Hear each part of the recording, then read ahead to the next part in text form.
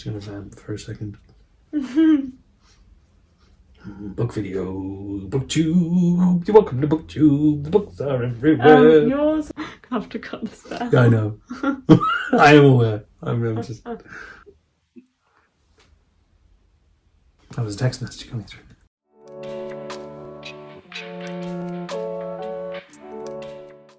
Hi, and welcome back to The Books Are Everywhere. Mark is here. You know when people do that with their shirts? They're like, you're repping like football or whatever. I'm repping Ike, baby. You're repping Ike. Ike, baby! We're here to do our Spoopathon wrap-up video. So we both took part in Spoopathon, which is a readathon hosted by Hull over at Spoopy Hull. I will link the announcement video down below so you can check out Spoopy Hull's channel if you want to. So basically it's a readathon that she runs every October. I think this is the second one. I think it only started last year.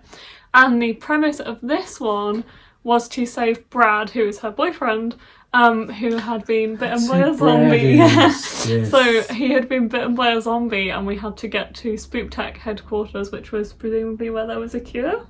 Yep.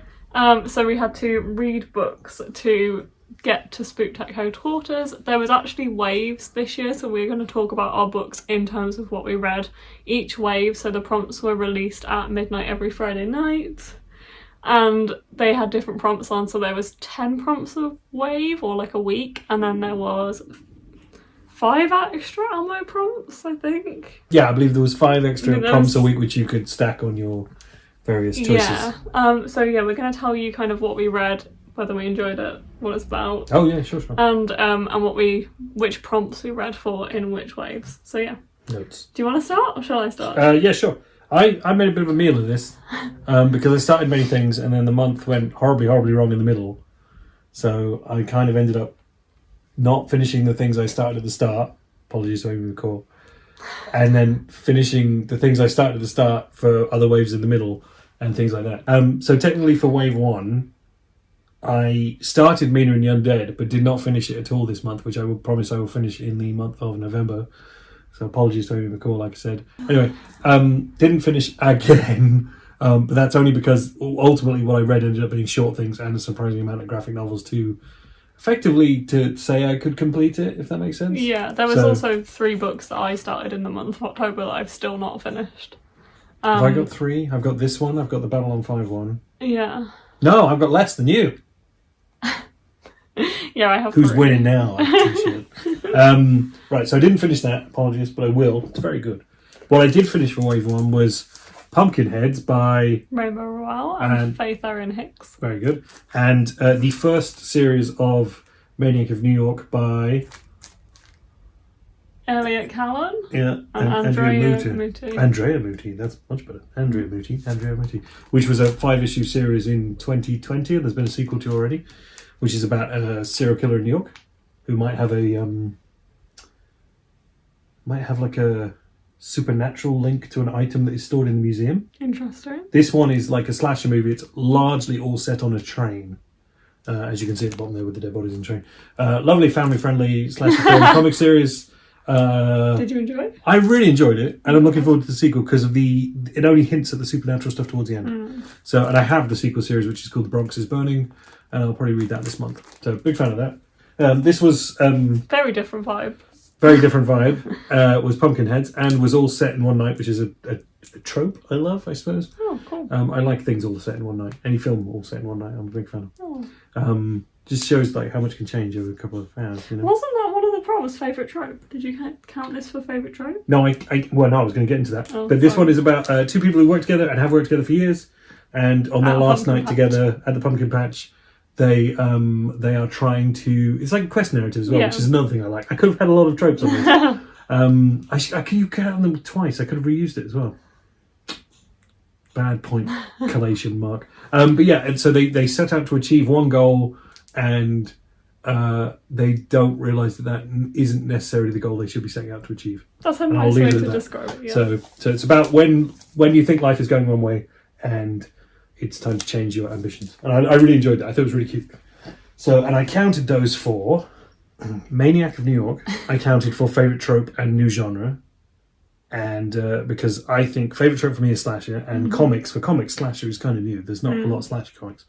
And for Pumpkinhead, I counted it as set over Halloween and LGBTQIA rep. Yes, which was an extra ammo, extra right? ammo prompt, yeah. So those are my prompts for those. So I didn't get a lot of prompts in these, folks, but I got a few. And you, for Wave 1, did? I read these 3 books in Wave 1, so I managed to finally read A Vow So Bold and Deadly, which I was trying to read for Spoopathon in September and completely failed at. But I did manage to actually read it in October and finish this series, which I'm very glad of because I've been reading it for so many years. But yeah, I did enjoy this one. I feel like the series kind of dips in the middle. It has a bit of like that classic second book syndrome, that it just feels like a bit of a bridge book. Difficult second album. Yeah. But then this one does pick up and I did enjoy it more. I must say I really liked the first one and I'm really glad I reread the first one because I think it kind of solidified how much I liked the first one, which follows Prince Ren. It's kind of set between Washington DC and mainly in this like fantasy world, where Prince Ren is cursed to repeat the autumn of his 16th year until he falls in love, like falls in true love.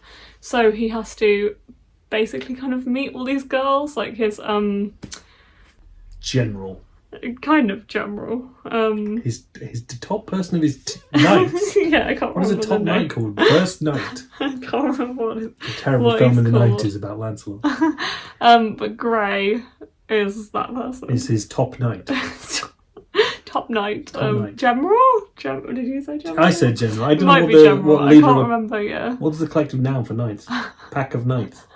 I can't remember what his official title is, but he's the general of his barrel of knights. He can transport himself between this fantasy world and the real world, so he has to go basically like once an autumn to find a girl, and he finds Harper. So it follows Harper's story as she's kind of in this world, and then this is obviously set much later on when she's been in this world for a while, and there's a lot of different things going on to the first book, which I won't say because I don't want to spoil this series, but I would really recommend it because I really, really do like it. How many books in the series? There's currently 3. It's a trilogy, but then there is going to be another trilogy, I think, which is Forging Silver into Stars, which is following some side characters from this series, which I have got the first one of because the first one is out, but it's only the first one out at the moment. And then I also read, I'm going to say what prompts I read. Oh yeah. This for On My Way. So I read this smart way to do it than the way I did Blood it. Red, Dark Magic, Villainous and Demonic, and Demonic was a yellow prompt, so that was my team, so I got double. Oh yeah, which team were you on? I was on the Harpies. I was on the Librarians with Spoopy Hall and the other person I can't remember. Apologies to them. Who was you had Book's Nest and... Book's Nest and Roe? No, Roe was in Roe was on the Cougars. Cougars. Oh, I should know this. So the person you can't remember, apologies to them too. Yours was you and... me? The hosts of the Librarians was Spoopy Hall and me.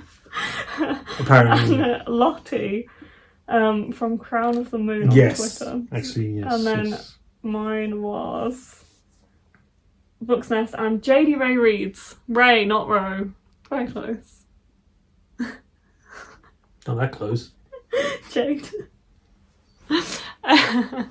Anyway, so I also read Fireborn by Aisling Fowler, which is a brilliant, fantastical middle grade, and it has these amazing sprayed edges as well. This one I picked up because my friend Joe absolutely loved it, so I decided to pick it up as well. However, I can't really remember what it's about.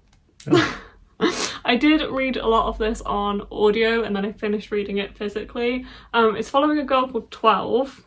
Can't believe I'm reading off the back of this one. I read it less than a month ago, but it's fallen out of my brain. It's been a very busy month. Yeah, a lot has gone on, folks. Yeah. It's been a crazy month. It's to be honest, it is. It's only through clever decision making that either of us really completed this Spoopathon. Yeah. So not that we didn't want to, but just the month went sideways. It did, but we got there. We got there. Now we're here talking to you. Anyway, this follows a girl called 12, this is like set in this like fantastical world. It's got like found family trope as well, which I really like. And her friend is taken and they end up going on this kind of quest with this magical guardian dog called Dog. Dog called Dog. Yeah, I'm pretty sure he's called Dog. Yeah, Stone Guardian of the Hunting Lodge, because they live in this hunting lodge. And this is just like kind of a quest story, but it's very nice, and it has this like found family trope to it. And there's also a little squirrel friend as well. Called Squirrel? No, I can't remember the name of the squirrel right now. I can't remember a lot about it apparently. But the audiobook of it was really good. So I did actually prefer the audiobook to reading it physically. Is this not a very big book for that market? It is quite a big book for the market, but it is the text is quite big, and there is some drawings as well, although not that many. It feels a bit chunky. It is quite chunky. But yeah, I read this for favourite trope being found family and debut as well. Oh, that's their first book? Yes. Nice, good for them. And then I also read Horror Hotel by Veronica Fulton and Faith McLaren. This one I picked up a while ago in Forbidden Planet in London because it really appealed to me, and it's quite short, and I'm really glad I picked it up because I think I read this in a day or two. Did you read it in a day? No, because that's a different... Oh, is that different? Yeah. I read this for favourite trope, again, found family, haunting, debut again, and LGBT rep, which was an extra ammo prompt as well. But this one, again, found family. It's following a gang of YouTubers who have this like paranormal channel. They go to this hotel, and basically what they do is like go to hotels and visit places that they think are haunted. One of them is meant to be like a... what's the word? Not psychic.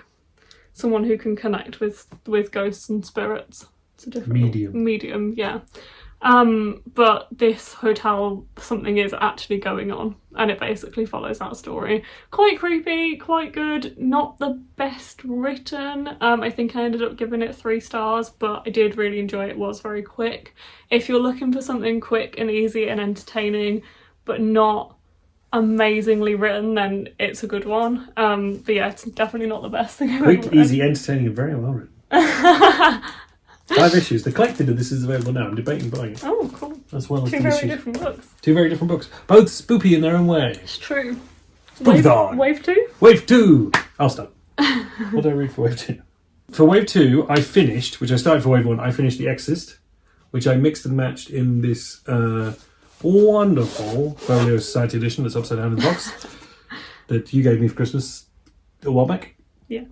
And I also did some of it on audiobook because the author William Peter Blatty read the book in sometime in the last 10 years, so which I didn't know existed. So I mixed and matched for that. And it's about a young girl in Georgetown, Washington, who is possessed by a demon. You may have seen the film. You may have seen the film. It's not a new book, folks. It's and it's kind of one of my favourites. It's not a new film. This was no. 50 years next year? Yeah. Sorry, I lost your train of thought. It's one of my favourite films, it has been for a very long time. The book I read a long time ago, so this is a reread. I might have counted it for a reread, I'll check in a sec. And it's now become one of my favourite books, actually. I don't know why. There's so much about it I'd forgotten that adds context to a film I know really, really well. And so I thought it was a joyous experience, actually. And I read that for Possession, favourite genre. Very good. Yeah. Gifted, and Spooky Book. Very So good. I got 4 out of that. That was all I read in Wave 2, or all I finished in Wave 2. Fits Possession very well, I'd say. Yeah, Possession. And I own it, because it's a possession. Oh, that's good. That's very good. You read? Yeah, would you like to know what I read? I for would. Wave 2? I read this pile of books, plus another one, because I'm sorry, guys. Sorry, guys. Ghouls. Ghouls. I was going to say Hello, folks, ghouls. and then it came out as guys. I've already given away a few of the books that I read in October, but the ones I Cause a sound for booktuber. the ones that I have no longer own, I will put here In front of my face. This book. so you can see it. Alex and her boyfriend Jazz had the same gag in one of her recent videos. Put a book on the face. Yeah, she did it. I'm copying that. So I read Demon in the Wood by Lee Bardugo. I also read Danny this. Pendergast. You read this earlier today. I read this earlier today. I didn't read it for Spoopathon. Not Doesn't part of count. Spoopathon. Doesn't count. But this is a Shadow and Bone graphic novel that I just had through the door. This is my Luma Crate version, and I was like, you know what?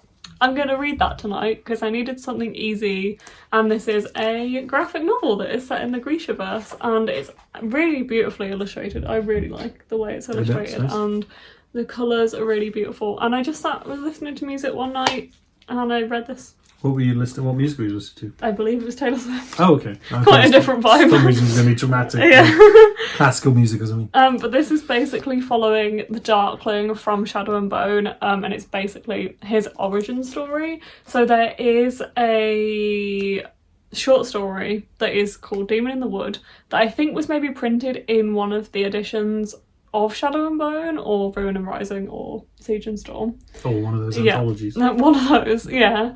So there is an origin story called Demon in the Wood, and this is basically the graphic novel version of it. But I really like this. I really liked being back in this world, in this kind of like format. It was really, really good. And this is the beautiful Illumicrate edition. So yeah, 5 stars from me for this one. Here we go. Ooh. Pretty. And I read this for Witches, Inhuman, less than 200 pages, favourite genre, which is fantasy, and possession, which was the yellow prompt as well for that wave. So is it? So you got extra points. I also read I Love This Part by Tilly Walden, which I read for less than 200 pages because it's like 60 pages, and read in a day because I read it in about 5 minutes. Oh, wow. On a sprint one night. Do you remember? Oh, I do actually. Yeah. So a lot of this is actually just kind of drawings. There's my bookmark. So it is very easy to flick through, but honestly I would have any of these on my wall because it's absolutely really beautiful. Nice. Yeah, it's so beautiful. Who is the artist? Tilly Walden. She wrote and illustrates it. This was, I think, self-published originally. I've also read On a Sunbeam by her, which I really liked, but then I wanted to pick this up. Another title. And it was really, really beautifully done. It actually made me quite emotional, which I think in like 60 pages and like 5 minutes of reading is a very like well achieved thing. And it's basically following a relationship and different parts of a relationship, and I think it's just absolutely beautiful, and it captures a lot that I think we don't talk about in friendships and in relationships, of like the reason why you get closer and how you actually get closer. And it's not something that we evaluate very much, that just like the act of sharing a song with somebody might bring you really close to them, but that's what this book manages to encapsulate. Sounds heavy. It's really beautiful. I will give it a look. And I really loved it. Anyway, so I also read that, and I read Crumbs by Danny Sterling, which is another graphic novel. I read a lot of graphic novels this month. This was sent to me by Harper Insider, so thank you so much to them, because I really love this. And Al, thank you so much, because she remembered months after that I wanted this and must have come across a copy, and months after I requested it, and just sent me a surprise one in the post, and it was just such a lovely thing to go into work and it's find. Already out this by one this point? Came out in June. So it was early a this year. leftover proof? Yeah, so she just must have found a proof, because I wanted one months ago and she'd run out at that point.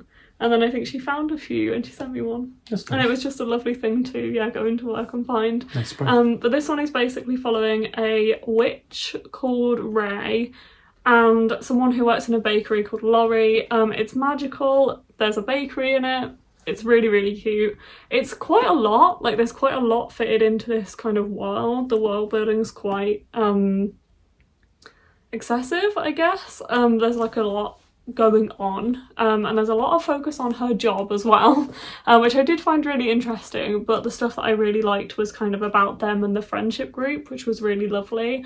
I would love to see this in colour, although obviously they don't print graphic novel proofs in colour very often because it would be very expensive. Is the release in colour? But yeah, there is a little kind of teaser in the back of the colour version, which I think looks really, really beautiful. But this one was published as a webtoon and has now been published in a physical format. I gave this one 4.5 stars in the end. I did really, really love it. I just wish there was a bit more focus on them, because the work side of it did get quite complicated in places. But I read this. What was the job? It was like she worked in this big bank of, not memories, but like it was like a fantastical, like it's magical.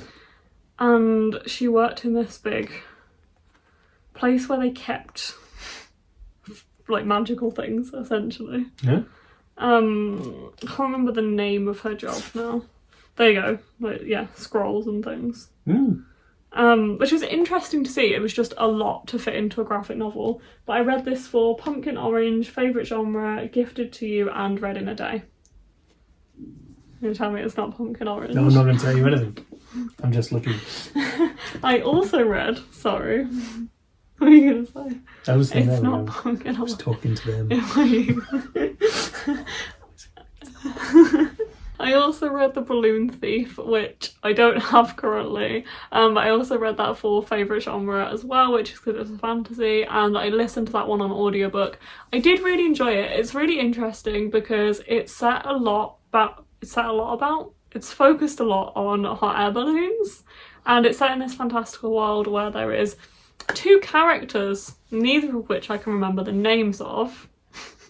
But the girl is like basically looking out of the window of her house looking at these hot air balloons, and she wants to escape into one of these hot air balloons, and one day she does. And the opening of it is like her sat on this windowsill looking out at these hot air balloons, and I just thought it was really beautifully done, and it really captured my attention from like the off, which I really liked. It gets quite complicated, and when she kind of ends up running away, she has this friendship with this boy who's a Hari, which is basically somebody who's seen as like a lower class, and it does actually go into like the class system quite heavily, and how she's kind of overcoming what she's always thought about this person that she's now friends with. It discusses a lot about that. There's also dark magic in there, and jinn. And things like that, which it does get quite complicated. Yeah. And I feel like in some ways it did let me down a little bit by bringing in like this massive cast of characters and all of these different things where I was like struggling to follow what was actually going on, whereas the earlier part of the book I really, really enjoyed it. So I gave it 3.5 stars out of 5 in the end, but I did still like it. That was a written novel?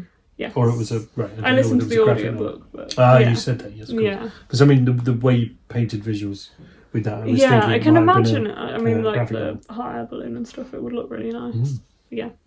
Wave 3? Wave 3. I'm surprised I didn't give this away when we were talking in Wave 2, actually. Yes. But for Wave 3, I read... Or I finished. Technically, I started this a while back and then I never finished it. So I used this as an opportunity to finish Shadow and Bone. By Lee Bardugo. Look at that shadow. Yeah. Shadow and Bone. By Lee Bardugo. Which we'd already watched the series of. And I started reading a while back. Or I started listening to by rights on audio. Because I was curious to know how that story was told in the book. Also, the fact that the TV show puts 2 books together. I was kind of curious how those unpicked and how they worked in isolation. And I really enjoyed it. I really quite like Lee's writing. I think it's good. And do you want to tell me what it's about? Because I can't summarise Shadow and Bone. It is following this girl called Alina. Yeah, Alina Starkov. Who is... Shiny. She is shiny. She is shiny. She finds out very early on, so I don't think it's a spoiler, she finds out that she's the sun summoner. So basically, she has magical powers and she can summon the sun, and this turns out to be a massive thing in the world. This world is kind of very torn. It was torn by something called the Fold, which basically split the world in half, and because of her powers she might be able to do something about that, essentially. But people might not want her to do it. Yes. And maybe those people are the people who seem like they want her to do it. Some friends become enemies, some enemies become friends. It's true. It's a novel. It's very good. It is very good. I really like it. Your explanation wasn't good. My edition just seemed like it was making fun of it. But I really enjoyed it. And I think this is a lovely edition. And I counted this for Bone White, because Shadow and Bone White. Trick or Treat, because it's a treat to finish it. And also it was a gift. And it was a gift. So it was trick and treat. And that's all I got out of that one, unfortunately, because it wasn't in my list, and it was kind of finished as an opportunity. As we went on, we managed to get less prompts. Yeah, because we were kind of fudging things in a wee bit. And we managed to read not as much. Yeah. So true. We were trying to finish it at this point, though, folks. And I did. I'm glad I finished it. In Wave 3, I managed to read Salt and Sugar by Rebecca Cavallo, which was also sent to me by Al, half a 360, half Insider. So thank you so much to Al for this one. Send me some books, Al. Come on, what the hell? I love Al. This one is also about baking. It's basically a Romeo and Juliet kind of inspired book about these two son and daughter of these families who are in rival bakeries across the street. It's also set in Brazil, which was really cool to see something that's not actually in like a Western setting.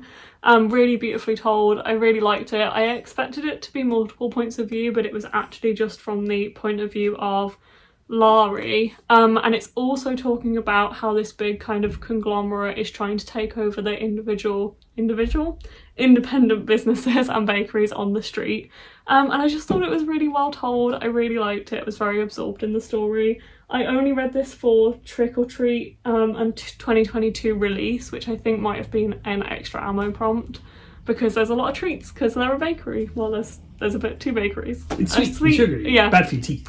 Yeah, like there's a savoury bakery and a sweet bakery. Salt and sugar. Ooh. The bakeries are called Salt and Sugar. I like that. Yeah, it's really good. Really enjoyed it. I gave it 4.5 out of 5 stars. I also read Once Upon a Fever, which I do not have anymore. Which was it's probably in front of my face right now. I'm gonna do this. Which was another middle grade, which I really enjoyed. It was following these two sisters, and it was set in a fantastical version of London that felt quite historical, and some of the language that was used made it sound like London, like it was London, but they called it, I think, London. London. Yeah, I think also the London. author is Irish, I think, Ooh. and I think that came across a little bit. Careful. I just got my phone. In the book. So yeah, it's this like fantastical thing. It's basically set in a world where there's been a fever that has made a lot of people ill. And the older sister is trying to save her mom. So she's working with like medicine and potions and things like that. And it's set in these two hospitals kind of in London, or London. I think is what it's called. And yeah, I really enjoyed it. It was quite simply done, but it was a middle grade. And I really liked the atmosphere and the setting of it. And I think I gave it 4 stars, if I'm remembering rightly. And I read it for Potions and 2022 release. And then I also read Thieves, mainly because one of the prompts was graphic novel, and this one arrived from the publisher, which is Nobrow, I believe. And this one was really, really sweet as well. I really like this. I mainly requested it from the publisher because Alice Oseman and Molly Knox Ostertag and Tilly Walden had blurbed it. Not that I've read The Girl from the Sea, but I've heard really good things about it. Ostertag? Yeah. Ostertag. Molly Knox Ostertag. But yeah, mainly because Tilly Walden and Alice Oseman had blurbed it, and it just sounded really good, and they both said it was really good. So this is actually a sapphic romance following these two girls who meet at a party, I think, but they go to school together, and one of them catches the other one thieving from the party, and the book kind of follows them as they return things to parties that they have stolen. Oh, that's or one of them cool. has stolen. So it's split into these items, which I think was really cool. I'm trying to find a title page to show you like how it was split up. The colour scheme is absolutely beautiful. Black and white and orange. Oh, yeah, with like green. yeah, with some like Accent there we go, colours. like the statue. And it was just really, really good. Read it in one sitting. I thought it was brilliantly done. And yeah, I read this for graphic novel, 2022 release, and one word title. That's Gave it I 4.5 really like the idea of stars. that. That's a really Yeah, you nice should like. read it. Yeah, I think I'd It's really really like. I like sweet. this art style as well. It's a bit The art style was really beautiful. a bit Ghibli, Yeah. but like It's a bit 90s Ghibli. Yeah. My Neighbour, the Yamadas and stuff. Yeah. I read Mooncakes by Wendy Zhu and Suzanne Walker. who's this other person? I The think that's lecturer? the person who did the collector's edition. Oh, Possibly. what was different about this Oh, version? I don't know now. I didn't read this one. I read the paperback Yeah, regular one. my old edition.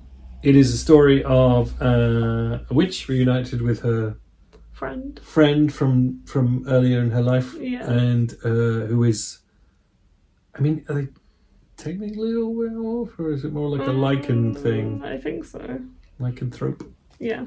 Some kind of lycanthrope / werewolf thing, and there's some evil brewing in the woods, and they kind of got to deal with it, and the other person's been drawn back to the town possibly because of that, and them and the community around them, their nanas and things, have to sort of help deal with it, and it's kind of lovely. The structure of it is delightfully beat. Like it's not. I couldn't have guessed where this is going. Whereas Mooncakes, I probably called Pumpkinheads.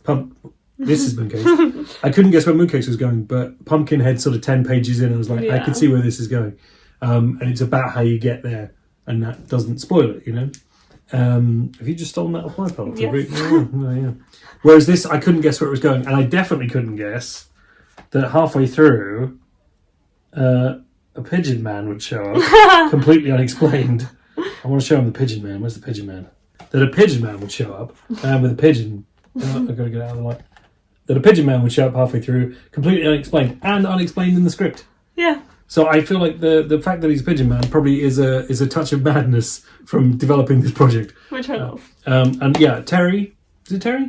Uncle Terry, right? Yes. Uncle Terry the pigeon man was both bizarrely my favourite bit about it and the completely most random, useless part of it because it didn't need to be there. But I kind of really dug it, and I will read it again because I want to read it again. Structurally quite enjoyed it because it wasn't normal. It wasn't over-structured like some stuff is, and that's not necessarily a bad thing. I read this in one sitting, pretty much, as did I with Pumpkinheads, but I never got that thing because it ended up falling on a week Yeah. where it didn't. So I read that for TBR Veteran because you gave me this A while ago. at least last Yeah. autumn, if not before. Yeah. And Gentle Spooky, new author because you think this is Wendy Zoo's first? I think so, yeah. Don't we count it for that? Sam Walker's. And Wendy Sue's, I think. Wendy I think Sue's it's the Wendy artist, right? Sue's, yeah. And TBR Veteran, which I might have already said because you gave it to me. Well, so I read it for those three things, and I really enjoyed it. And I want to know what's different about this special edition that I borrowed off your shelf for this video. Might just be the hardback. I will look when we're talking. And then I read Pumpkinheads, which we've already talked about. This was a reread for me, which I really enjoyed. I think actually I might have enjoyed it more the second time round because I can't say why it disappointed me a little bit the first time round, although I have told you why. Did it really? Yeah, because I kind of wanted it to be something else, and it ends up being something different at the very end of it. Do you remember what I told you about it? I don't, but we'll I'll talk tell about him it again in a again. minute, but yeah. But I do really like it, and I think knowing where it was going, I actually enjoyed it more. And I'm really glad that I reread it. It's just You read it on its terms rather very, than on... yeah, and it's yours. very beautifully drawn, and I love the pumpkin patch setting as well. So I read that for hardback and Gentle Spooky, and then I also read. That is not in my edition. There's a quite amazing. there's a beach break Uncle Terry happening right here with all his with his body all out. That's not in my edition. That's amazing. I also read A Far Wilder Magic by Alison Saft. I read this on audio, if I'm remembering rightly. I think I finished it physically, read most of it on audio. And yeah, the prompts, one of them was audiobook, new author, Slime Green. Enough green. And new author, which was also an extra ammo prompt, so it is counted twice. And this one, it says on the back, an intoxicating love story set against a mythical hunt, which is basically what it is. It's set in this gothic town. It has a very gothic atmosphere to it, following Maggie, who lives alone because her mother is not in the house currently. And her mother is a alchemist. And because of that, what's his name? Wes turns up wanting to become the apprentice of her mother and ends up staying, and they end up entering this magical hunt together, and also, I think it's safe to say, falling in love. Really like the romance element of this. I feel like the hunt did get a little bit convoluted and there was a lot happening. I preferred the more kind of romance side of it that was set in this like gothic backdrop, which I really liked, but I did still really enjoy this. I'm going to gift this to Amy because I feel like she will also really, really like this one as well. There we go. One of the books we read. Do we know if either of our teams won? No. Mine came last and yours came third. I did tell you the other day. You did tell me that the other day, but I didn't know if that was the final count. That is the final count. Okay, so doesn't ultimately nothing really matters in life, folks. What was your favourite book of the month? My favourite book of the month? I think it might actually be this. Oh, really? Okay. Yeah. This was just really beautiful. What was yours? Was it The Exorcist? No, it was The Exorcist. Hang on a minute, I'm going to find it. But mine was... Where is it? It's behind you. Oh, I'm so sorry. Mine was The Exorcist. I also love this. Oh, yeah, I suppose that would... I liked a lot of the books I read this month, actually. I liked all the books I read this month. I'm glad. But my favourite was The Exorcist, which is now both one of my favourite films and one of my favourite books. Just because I thought I knew what I was getting, and I got so much more. Aww. And it really, really did. It's both. It's not like one of those things where you're like, oh, the book's better or the film better. It's a bit better. They add so much to each other, and I didn't expect that on something I thought I know very, very well, and had read before, and I've just clearly forgotten so much of the bits that didn't make the film. And I'm gonna read the sequel, which I've never read. And I'm gonna read it at some point. You are gonna read it. I'm gonna make you read it next Spoopathon. Yes, we are, after 2 months of doing readathons, gonna have a break from doing readathons for a bit. But I'm It gonna was really finish. Where's Mina? I promise. I'm gonna finish Mina. And I will finish Mina and the Slayers. Or did you not finish that either? We're gonna finish the Minas, folks. Sorry, Amy. We do really love your books. So Beth's phone died, and she doesn't know I'm doing this, but I'm adding an extra tag on the end of this. And so I'm going to say what we're doing next month is we're going to do a video between us where we both finish the Mina books. She's out there. She doesn't know I'm doing this. And so I'm going to say this is the version I'm going to give it to end the video on. Hope you enjoyed it. See you all next time. See you next month for a book on what we thought of the Mina books that we haven't finished yet. Sorry to Amy McCall again. Bye-bye.